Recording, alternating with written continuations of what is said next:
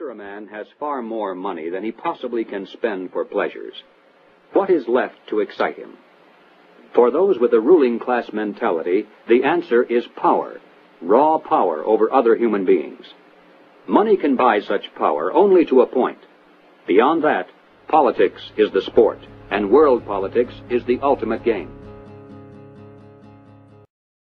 They do not want you to think too much. That is why our country and our world has become so proliferated with entertainments, mass media, television shows, amusement parks, drugs, alcohol, and every kind of entertainment to keep the human mind entertained so that you don't get in the way of important people by doing too much thinking. You had better wake up and understand that there are people who are guiding your life and you don't even know it. This is how it works. So every one of these institutions that control the direction of the world and our daily lives is a pyramid. The banking system is a pyramid. You go into the local bank, the person you meet across the counter won't even know what's going on in the bank manager's office behind them, let alone what's going on at board level and higher. So the banking system is a pyramid going to a peak. The intelligence agency network in the world is a pyramid going to a peak. The multinational company network is a pyramid. So is the global media, and so on. And there is a global pyramid within which all these work, in which the peaks of all these individual pyramids, banking, business, media, etc., fuse into one peak.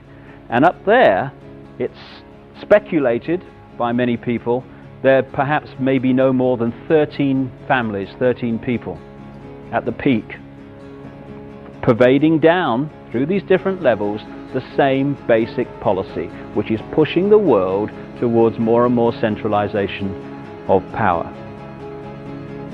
There is this like cozy little myth that is perpetuated between politicians and the media. Politicians walk the world stage as if they are the final arbiters of power in the world. So when a president speaks, the cameras run and it's flashed around the world, prime ministers and such like. The media report the world as if presidents and prime ministers are the final arbiters and decision makers in the world, which means that the people above the level of presidents and prime ministers that really make the decisions, they're never looked at or exposed by the mainstream media because they're not accepted to exist. On the outskirts of the national capital today, black limousines with darkened windows converged on a hotel where private security guards imposed ironclad control. The limos carried royalty, political power brokers, and industrial titans to a secret meeting that will last all weekend. It's known as the Bilderberg Group. Could their objective be world domination? If you sat around a table and you said, right, what we need to do is we need to find some way of getting young people to see the world the way we want them to see it, so that by the time they become adults, they are completely following the reality we want them to believe in. Someone might say, well, they might not have it like, but you know the ideal thing? What we do is we have a system where we take children away from their parents at least 5 days a week, all day, from about the age of 4 and 5, and we have control of their minds until they're about 17, 18. That would be ideal. Well, of course, that's what happens. Yeah. It's called the education system. Yes. And it's indoctrination.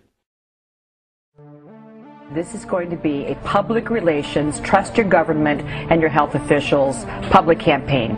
You know, there's no conspiracy here, folks. Just get your damn vaccine. Listen to our government agencies. These guys are telling the truth. Forget the conspiracy. Just get your damn vaccine. Just get your damn vaccine. But we trusted the scientists back in 1976 with the original swine flu shot, and a lot of people got sick. Right. Not only that, some people died, some people were paralyzed. From the shot itself. And people remember the swine flu vaccine as a terrible disaster.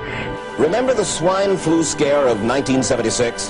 That was the year the U.S. government told us all that swine flu could turn out to be a killer that could spread across the nation. and Washington decided that every man, woman, and child in the nation should get a shot to prevent a nationwide outbreak, a pandemic. Well, 46 million of us obediently took the shot. And now 4,000 Americans are claiming damages from Uncle Sam amounting to $3.5 billion because of what happened when they took that shot. By far the greatest number of the claims, 2/3 of them, are for neurological damage or even